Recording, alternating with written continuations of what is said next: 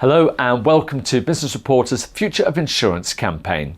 I'm Alistair Greener and today I'm talking to Richard West from Kennedy's Law.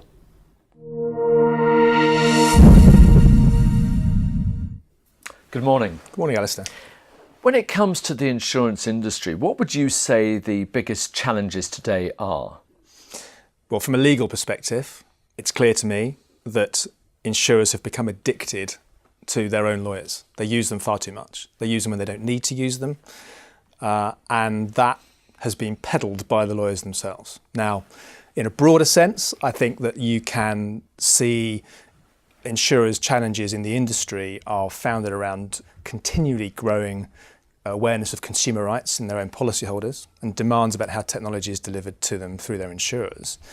And also a real challenge, ever more ingenious claims being presented by third parties under the policies of their own policyholders. And also we are seeing rapid changes in certain areas of civil litigation, particularly around tort, in areas such as MOJ changes on whiplash reform and online court systems. It's interesting you're talking there about the Ministry of Justice and looking at that relationship between lawyers and the insurance industry. What's fundamentally wrong with the way they've been doing it to date? Well, we'll come back to my addiction point. Fundamentally wrong is the fact that because those lawyers who work for insurers, I think in the attritional space, this is the volume space, they have tended to only be able to differentiate on price. That has driven the price very low in competition and has required those lawyers to insist, in some cases, create opportunity for ever greater volumes of work from their insurer clients. And that seems to me to be a nonsense. That's the addiction point. In the non-attritional space, lawyers have tended to be very traditional, very slow to evolve, still dealing with billable hours, chargeable time, and the height of innovation in their sense tends to be sending an email, which strikes me as not innovative at all. We see many industries today adopting new technologies all the time. When it comes to insurance claims, how is that advancing? How much technology is being used? Well, the main driver of technology, I suppose quite surprisingly really, is government. We are seeing, I've mentioned MOJ portals for personal injury claims. All personal injury claims effectively now have to start within a government-based portal. We're seeing the government in a much broader sense for civil litigation creating an online court system which will be launched in 2019, is already in pilot. So the government's driving technology in a way that I think insurers and their lawyers are very slow to do.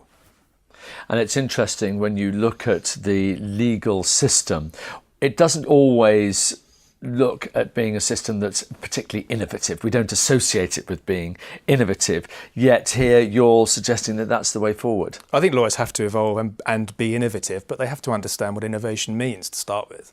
Too many, I think, feel innovation should be internally focused at their own process in order to protect margin. And that, I think, is wrong. That's an operational efficiency. It's laudable, but it's not innovative. Innovation should be, I feel, aimed at clients. It should be client-facing. It should be a product for the client, which either saves them money or makes them money. That is innovation. And at Kennedy's Law, I'm sure you would suggest that you are innovative and you are coming up with new ideas and using technology. So tell us how you do that. Let me ask you to imagine this scenario. Instead of having one lawyer giving advice traditionally, a bit tired at the end of the day, a bit worn out maybe, variable in experience, that you have 400 experts in the room with you, providing 24/7 legal advice, 365 days a year, whenever you want it. That's what Kennedy's has done by creating a virtual lawyer. We've called it KLAiM. Like most things we create, it starts with a K, KLAiM. And it's part of our innovations toolkit. Now, KLAiM channels, aggregates the experience of those 400 experts within our firm into one product for a client. It's high quality, it's innovative, and it's available to the clients whenever they need it. It makes sense, but talk us through the process, how it actually works step by step. The basic core principle that we developed was helping our clients to use their lawyers less, helping our clients to use a lawyer only when they needed to. Now that process began with the client 5 years ago. We embedded lawyers into their organisation and they embedded claims handlers into our firm, and we worked together to build a product that they would use. And we have then slowly, over the last 5 years, developed that product.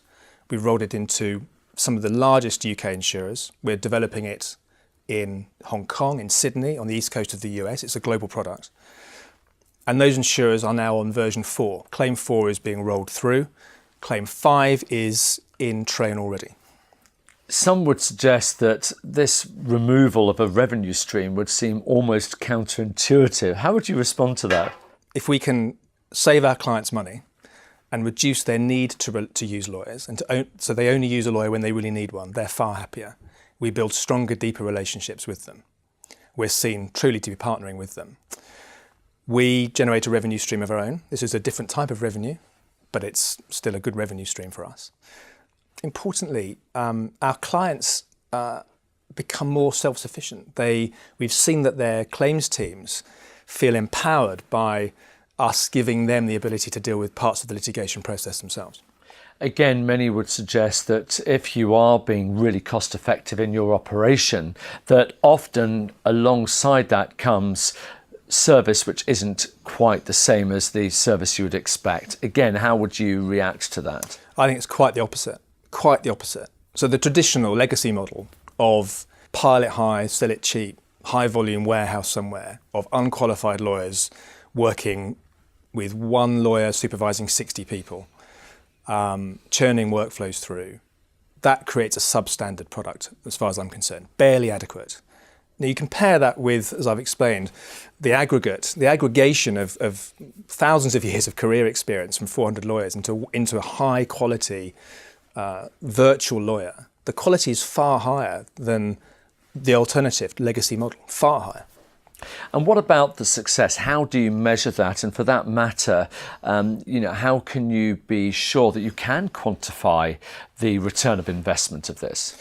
Well, there are two measures of success, one for our clients and one for us. For our clients, instant savings on defendant legal spend. They save millions a year in avoiding the need to instruct a lawyer when otherwise they have been persuaded by those lawyers they needed to use them. We see also because they can deal with the claims more quickly, the shelf life reduces and the cost of the claim itself reduces, so there's an extra benefit to the client there. For us, we build additional relationships, we win new clients because we can demonstrate the success of this product. And whilst at the end of a 3-year contract for a client, we will be instructed half as much as we were at the beginning, for all of the right reasons, because they're using our innovation products, we can explain that to potential clients and we win those potential clients as well. So we are growing market share while saving each of our clients money along the way. It's really interesting to hear you talk about technology and how you're incorporating it into your model. And we see that more and more, as I've mentioned already, with other industries using AI and machine learning. So this is now. Where do you see this all going, say, in the next 5-10 years? I think anybody who tries to predict what the legal profession will look like in 5 or 10 years' time is going to struggle and will probably get it wrong. But there are some brave souls out there who do try to. I'd like to actually refer to two of the leading thinkers in this area, Daniel and Richard Susskind, who've written extensively around the future of all professions.